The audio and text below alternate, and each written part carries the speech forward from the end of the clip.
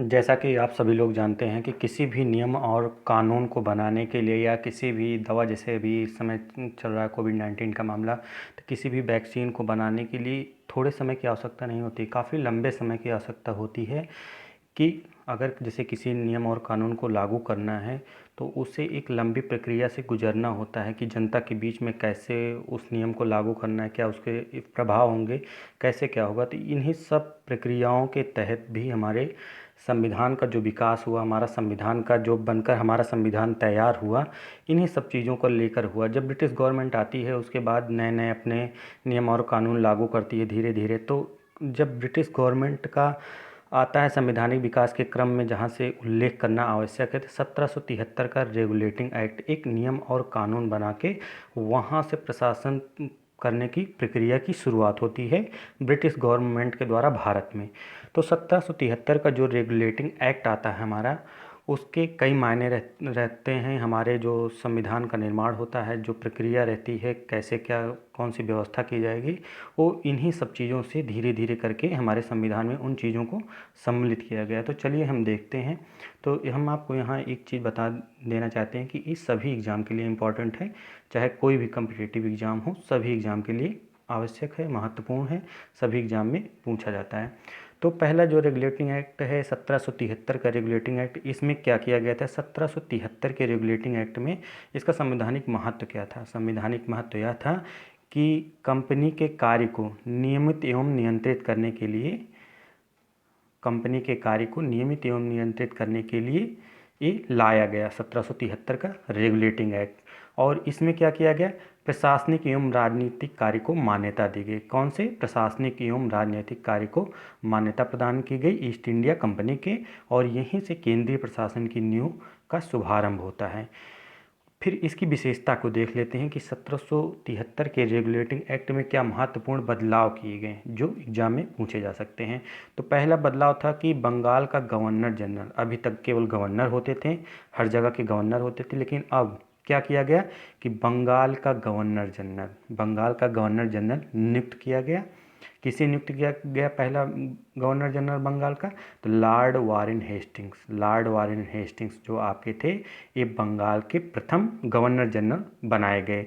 ये और क्या किया गया यहाँ पे? मद्रास और बम्बई दो प्रेसिडेंसियाँ थी जो अभी तक स्वतंत्र रूप से कार्य करती थी। जैसे बंगाल स्वतंत्र रूप से कार्य करता था, मद्रास भी और बम्बई भी स्वतंत्र रूप से, ये तीनों प्रेसिडेंसियाँ कार्य करती थी। लेकिन अब क्या किया गया कि मद्रास और बम्बई की जो प्रेसिडेंसी थी उसको किसके अधीन कर दिया गया? उसको बंगाल के अधीन आपका कर दिया गया। किसके अधीन? बंगाल के अधीन कर दिया गया। अब जो भी कानून विधायिका या इनके द्वारा जो भी कानून बनाए जाएंगे बंगाल के गवर्नर जनरल के द्वारा, उसकी विधायिका के द्वारा, वो कहाँ? यहाँ पे मद्रास और बम्बई में लागू होंगे, क्योंकि ये इसके अधीन कर दी गई। और इसकी जो गवर्नर जनरल बनाए गए थे उनकी सहायता के लिए 4 सदस्यों को नियुक्त किया गया था। फिर उसके बाद एक महत्वपूर्ण बदलाव किया जाता है, उच्चतम न्यायालय की स्थापना की जाती है। कहाँ पे? कलकत्ता में उच्चतम न्यायालय की स्थापना की जाती है 1774 में, जिसमें टोटल 4 सदस्य होते हैं और उसमें से एक मुख्य न्यायाधीश और 3 सदस्य होते हैं। पहले मुख्य न्यायाधीश जो बनाया गया था, पहले मुख्य न्यायाधीश किसको बनाया गया था? Elijah Impey. एलिजा इम्पे आपके प्रथम मुख्य न्यायाधीश थे। तो एलिजा इम्पे आपके प्रथम मुख्य न्यायाधीश थे। और इसी में क्या किया जाता है? बोर्ड बोर्ड ब्रिटिश गवर्नमेंट में कोर्ट ऑफ डायरेक्टर्स के पद का सृजन किया जाता है, जिसका नियंत्रण सीधे सीधे तौर पर ब्रिटिश गवर्नमेंट के हाथ में रहता था, ब्रिटिश गवर्नमेंट के द्वारा संचालित किया जाता था। फिर आगे हम देखेंगे 1784 का पिट्स इंडिया एक्ट। 1784 का पिट्स इंडिया एक्ट आने के पहले, 1784 के पिट्स इंडिया एक्ट आने के पहले क्या था? एक और एक्ट लाया गया था। कौन सा? 1781 का एक्ट ऑफ सेटलमेंट, जिसमें क्या किया गया था कि 1773 रेगुलेटिंग एक्ट में जो भी कमियां थी या जो भी खामियां थी उनको दूर करने का प्रयास किया गया था 1781 में एक्ट ऑफ सेटलमेंट के माध्यम से। उसके बाद 1784 में क्या किया जाता है, 1784 का जो हमारा पिट्स इंडिया एक्ट आता है, 1784 पिट्स इंडिया एक्ट में राजनैतिक एवं वाणिज्यिक कार्य को अलग कर दिया जाता है। कंपनी का जो राजनैतिक और वाणिज्यिक कार्य थे उनको क्या किया गया, अलग कर दिया गया। और यहीं से 1784 के पिट्स इंडिया एक्ट के माध्यम से ही द्वैध शासन व्यवस्था की शुरुआत होती है। किसकी शुरुआत होती है, द्वैध शासन व्यवस्था की शुरुआत। अगर एग्जाम में पूछा जाता है कि द्वैध शासन की व्यवस्था की शुरुआत ब्रिटिश गवर्नमेंट में जब ईस्ट इंडिया कंपनी थी, कब किस एक्ट के माध्यम से शुरुआत की गई थी, तो वो आपके 1784 के पिट्स इंडिया एक्ट के माध्यम से की गई थी। तो जो आपका व्यापारिक मामलों का अधिकार था वो निदेशक मंडल के पास रहता था, व्यापारिक मामलों का अधिकार निदेशक मंडल के पास रहता था, और जो प्रशासनिक अधिकार थे वो नियंत्रण बोर्ड के पास थे। तो यहाँ से द्वैध शासन की व्यवस्था की शुरुआत होती है। और जो भी क्षेत्र ब्रिटिश गवर्नमेंट के अधीन थे, पहली बार उसको क्या कहा गया, ब्रिटिश आधिपत्य का क्षेत्र, ब्रिटिश आधिपत्य का क्षेत्र कहा जाता है पहली बार। फिर उसके बाद आते हैं हम 1833 का चार्टर अधिनियम। 1833 के चार्टर अधिनियम के पहले एक एक्ट था, चार्टर अधिनियम एक था। कौन सा अधिनियम था, वो था 1813। 1813 का चार्टर अधिनियम। उसमें दो चीज़ें, दो बिंदु इंपॉर्टेंट थे। कौन कौन से बिंदु थे उसमें, पहला था कि कंपनी के भारत के साथ व्यापार करने के एकाधिकार को समाप्त कर दिया गया। लेकिन अभी तक एकाधिकार था, मतलब ईस्ट इंडिया कंपनी के अलावा और कोई भी कंपनी भारत में व्यापार कार्य नहीं करेगी। यहाँ से एकाधिकार को समाप्त किया जाता है। पूरी तरह से व्यापार कार्य को नहीं समाप्त किया जाता, केवल एकाधिकार को समाप्त किया जाता है। और इसमें क्या कहा गया कि चीन और पूर्वी देशों के साथ 20 वर्ष का चाय के व्यापार का दिया गया, किसको, ईस्ट इंडिया कंपनी को एकाधिकार प्राप्त रहा। फिर आगे क्या हुआ इस एक्ट में कि 1813 के अधिनियम के माध्यम से ईसाई पादरियों को भारत में आने की अनुमति प्राप्त हो गई। 1813 के एक्ट के माध्यम से ही ईसाई पादरियों को भारत में आने की अनुमति प्राप्त हो गई। और उसके कारण क्या हुआ, प्रचार प्रसार हुआ, किसका, ईसाई धर्म का प्रसार किया जाने लगा, भारत में ईसाई धर्म का प्रचार किया जाने लगा। अभी तक ऐसा नहीं होता था, लेकिन 1813 के माध्यम से, चार्टर अधिनियम के माध्यम से ऐसा किया जाने लगा, इसके पहले ऐसा नहीं था। फिर उसके बाद हम देखते हैं 1833 का चार्टर अधिनियम क्या कहता है, क्या उसमें कौन कौन सी चीज़ें इम्पॉर्टेंट रही हैं, जो इम्पॉर्टेंट हैं। तो इसमें जो है पहली बार क्या हुआ, भारत का गवर्नर जनरल। अभी तक क्या होता था कि केवल बंगाल का गवर्नर जनरल होता था इसके पहले, लेकिन अब क्या किया गया, भारत का गवर्नर जनरल का पद का सृजन किया जाता है, जिसमें आपके लॉर्ड विलियम बेंटिक जो होते हैं वो प्रथम भारत के गवर्नर जनरल होते हैं। तो लॉर्ड विलियम बेंटिक आपके क्या थे, प्रथम गवर्नर जनरल थे भारत का प्रथम governor general Lord William Bentinck. ये 1833 के चार्टर अधिनियम के माध्यम से बदलाव किया जाता है।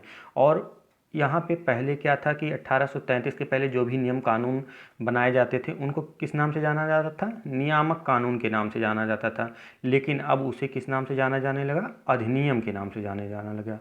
इसके बाद फिर आते हैं विधायिका को असीमित अधिकार प्रदान कर दिए गए, किसी भी विषय पर कानून विधायिका बना सकती थी।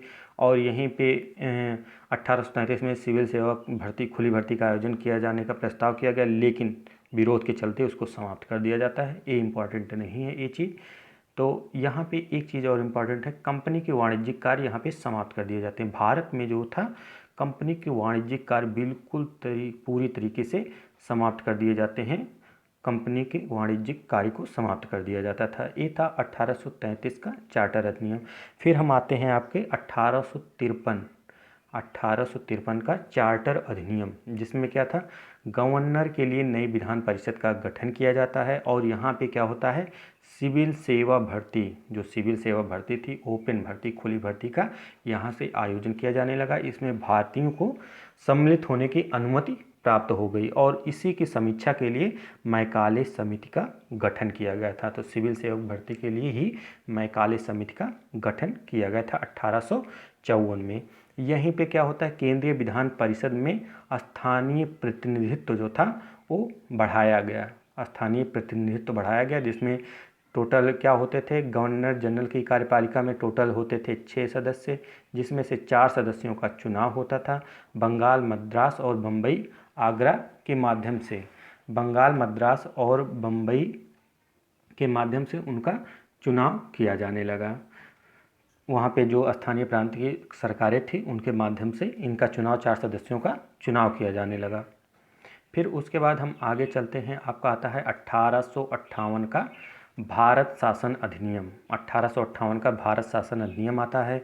इसमें क्या होता है कि इसके पहले क्या था, ईस्ट इंडिया कंपनी, आपकी ईस्ट इंडिया जो कंपनी रहती थी 1857 तक उसका एकाधिकार रहता है, राज्य रहता है, प्रशासन कार्य वही करते रहते हैं। लेकिन 1857 का जब विद्रोह होता है, 1857 का स्वतंत्रता संग्राम या विद्रोह कह लें, तो वहाँ से क्या होता है, कंपनी के ऊपर से विश्वास हट जाता है और ब्रिटिश गवर्नमेंट चाह रही थी कि वहाँ से कंपनी को हटाया जाए, पहले से चाह रही थी कि वहाँ से कंपनी को हटाया जाए और उसके बाद अपना शासन लाया जाए सीधे तौर पर। तो इस जो 1857 का विद्रोह हुआ, 1857 के विद्रोह के बाद सीधे तौर पर ब्रिटिश गवर्नमेंट का शासन भारत में हो जाता है, और या यूँ कह लें हम कि महारानी विक्टोरिया का शासन हो जाता है। किसका शासन हो जाता है, तो महारानी विक्टोरिया का शासन 1858 का भारत शासन अधिनियम के माध्यम से पूरी तरह से हो जाता है।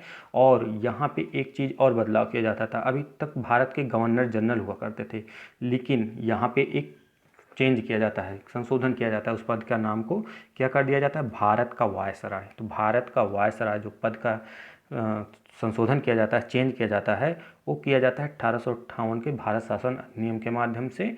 और यहाँ पर जो लॉर्ड कैनिंग आपका होता है, लॉर्ड कैनिंग, वो आपका प्रथम भारत का वायसराय बनता है। और यहाँ पे द्वैत शासन प्रणाली जो थी उसे समाप्त कर दिया जाता है। जो आपका 1784 पिट्स इंडिया एक्ट के माध्यम से द्वैत शासन व्यवस्था की प्रणाली की शुरुआत हुई थी, वहाँ पर इसको अब समाप्त कर दिया जाता है। किससे, 1858 का भारत शासन अधिनियम। लेकिन आगे चल के हम देखेंगे फिर द्वैत शासन प्रणाली जो थी उसकी शुरुआत फिर प्रारंभ की जाती है। लेकिन जो ईस्ट इंडिया कंपनी थी, ईस्ट इंडिया कंपनी जब तक शासन कर रही थी उस समय कब लागू किया गया द्वैत शासन प्रणाली को और कब समाप्त किया जाता है, तो इन चीज़ों का याद रखना आवश्यक है। और इसमें एक चीज़ और बदलाव किया जाता है कि भारत का राज्य सचिव, जो भारत के राज्य सचिव हैं, नए पद का सृजन किया जाता है। उसकी सहायता के लिए 15 सदस्य को नियुक्त किया जाता है। 15 सदस्यों की एक समिति होती थी जो भारत के राज्य सचिव को सहायता प्रदान करती थी। राज्य सचिव कौन होता था, राज्य सचिव वही हो सकता था जो ब्रिटिश गवर्नमेंट में एक कैबिनेट मंत्री का दर्जा प्राप्त मंत्री हो, उसी को ही भारत का राज्य सचिव का पद को दिया जाता था। 1858 में ये महत्वपूर्ण बदलाव किए गए। उसके बाद फिर हमारा आता है 1861 भारत परिषद अधिनियम। 1861 भारत परिषद अधिनियम आता है। इसमें क्या क्या बदलाव किए जाते हैं ये देख लेते हैं। तो सबसे पहले था भारतीय प्रतिनिधि कानून बनाने में, भारतीय प्रतिनिधियों को कानून बनाने में सम्मिलित किया गया, जिसमें से आपके थे सर दिनकर राव और बनारस के राजा, पटियाला के राजा, इनको सम्मिलित किया गया था। बस एक क्या कहते हैं उसको कि एक केवल वो था इनको देने के लिए कि ये पद दे दिया जाए, लेकिन उनका कहना बिल्कुल नहीं किया जाता था, बस सुझाव दे सकते थे और कुछ नहीं कर सकते थे। और यहाँ पे क्या होता था, विकेंद्रीकरण की व्यवस्था को लागू किया गया। विकेंद्रीकरण की व्यवस्था का मतलब क्या हुआ कि जैसे आपका देखेंगे कि 1773 में क्या किया गया था, 1773 के रेगुलेटिंग एक्ट के माध्यम से बंगाल के गवर्नर जनरल को विधायी कार्य सौंप दिए गए थे, कहाँ के, मद्रास और बम्बई के। लेकिन यहाँ पे क्या किया गया, विकेंद्रीकरण, मतलब जो बम्बई और मद्रास था उसको पुनः विधायी अधिकार, उसके सारे अधिकार दे दिए गए। विधायी अधिकार, कानून बनाने का अधिकार, कि आप पुनः कानून बना सकते हैं।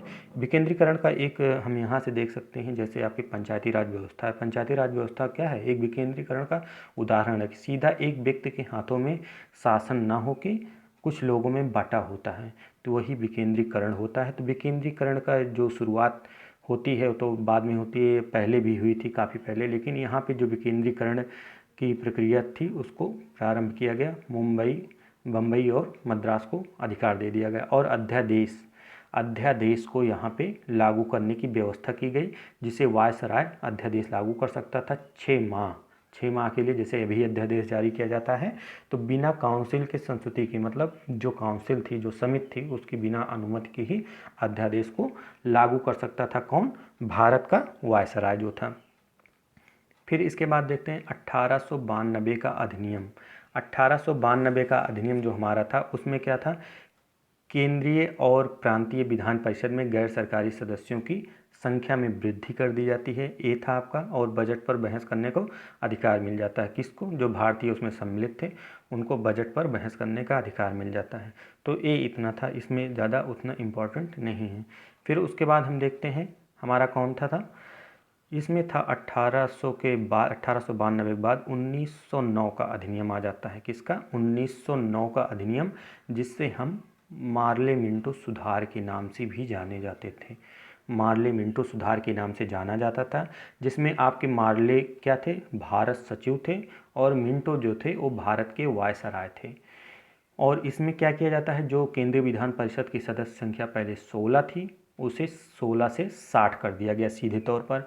और सत्येंद्र प्रसाद सिन्हा को पहले कार्यपालिका का सदस्य नियुक्त किया जाता है। गवर्नर जनरल की जो कार्यपालिका थी उसका प्रथम सदस्य नियुक्त किया जाता है। किसको? सत्येंद्र प्रसाद सिन्हा को। तो एक क्वेश्चन पूछा जा सकता है।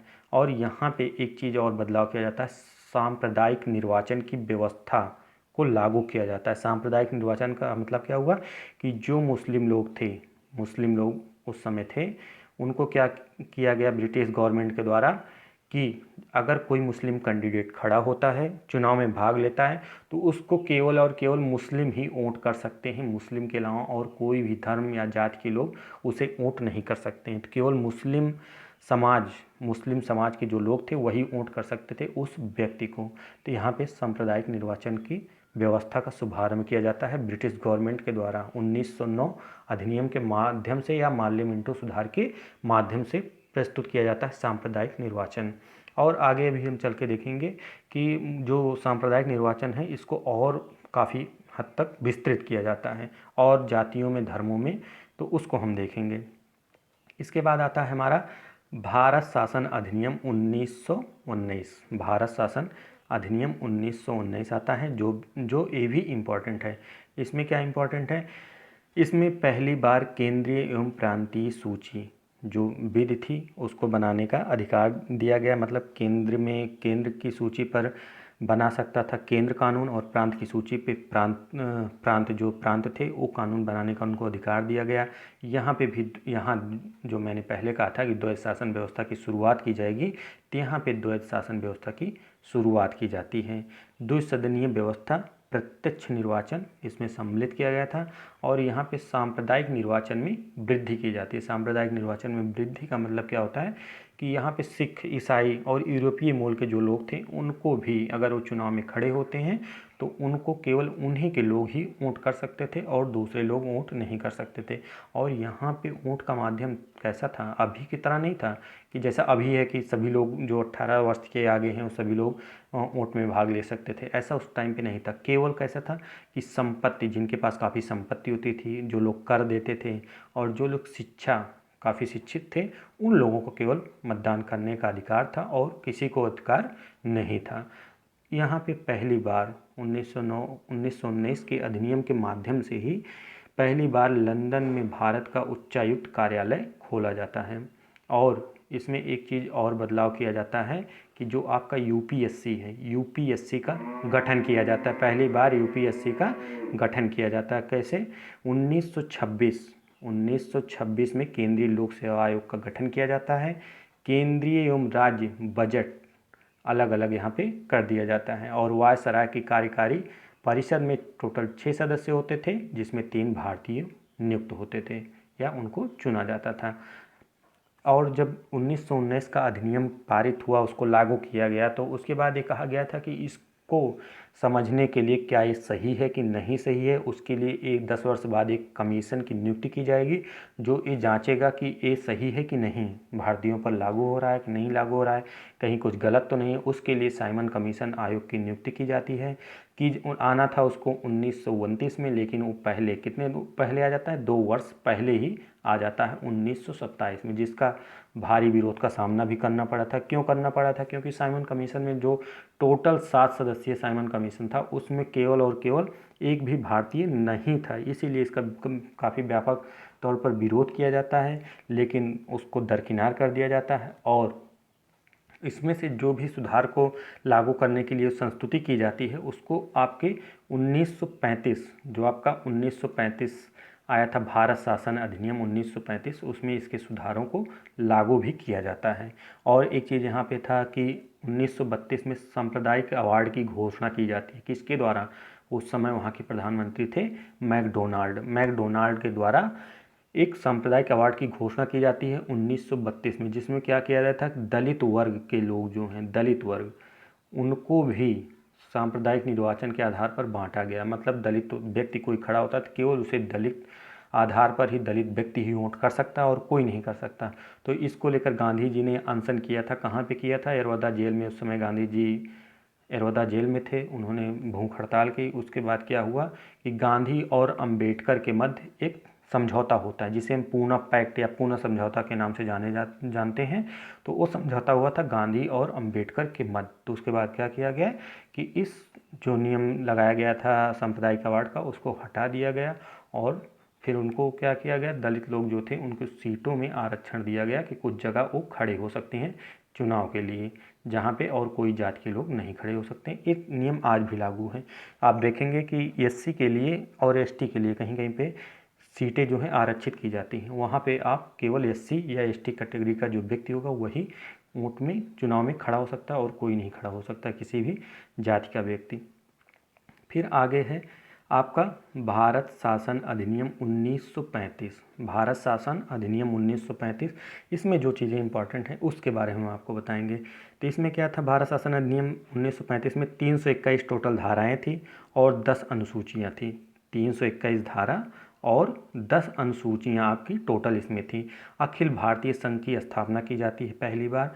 और इसमें जो था संघीय सूची में टोटल 59 विषय थे। 59 विषय संघीय सूची में थे। राज्य सूची में उस समय 54 विषय थे और समवर्ती सूची में 36 विषय थे। तो संघीय सूची के बारे में संघ सरकार नियम कानून बना सकती थी। राज्य सूची जो थी 54 विषय जिसमें थे, उसमें प्रांतीय सरकार जो थी वो कानून बनाती।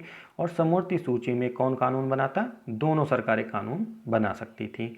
यहाँ पे क्या किया गया, प्रांत में जो द्वैध शासन की व्यवस्था थी उसको समाप्त कर दिया जाता है। प्रांत में द्वैध शासन व्यवस्था का समाप्त कर दिया जाता है, लेकिन केंद्र में द्वैध शासन व्यवस्था को की शुरुआत की जाती है।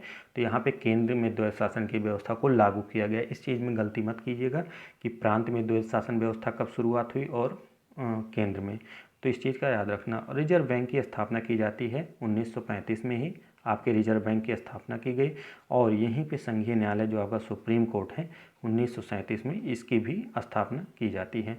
तो संघीय न्यायालय की स्थापना आपकी 1937 में ही की गई थी। उसके बाद क्या आता है, उसके बाद हमारा आता है भारतीय स्वतंत्रता अधिनियम 1947, जिसे ब्रिटिश गवर्नमेंट के द्वारा पारित किया जाता है। भारतीय स्वतंत्रता अधिनियम 1947। और प्रथम गवर्नर जनरल जो थे भारत के, लॉर्ड माउंटबेटन थे। माउंटबेटन योजना के माध्यम से क्या होता है, भारत का हमारे विभाजन होता है और 15 अगस्त 1947 को आज़ाद भारत होता है, हमारा भारत आज़ाद हो जाता है। तो यहाँ तक थी एक संवैधानिक प्रक्रिया कि कैसे संविधान के हमारे विकास हुआ, किन किन चरणों में। आप देखेंगे जो 1935 का आपका भारत शासन अधिनियम है, इसका 2/3 हिस्सा जो हमारे संविधान में इस समय है, 2/3 हिस्सा भारत शासन अधिनियम 1935 का ही सम्मिलित किया गया। बाकी अन्य देशों से हमारे संविधान में लिया गए हैं जो बदलाव थे, सुधार थे, तो उन चीज़ों को हम आपको बाद में बताएंगे। तो बस इतना ही इस वीडियो में।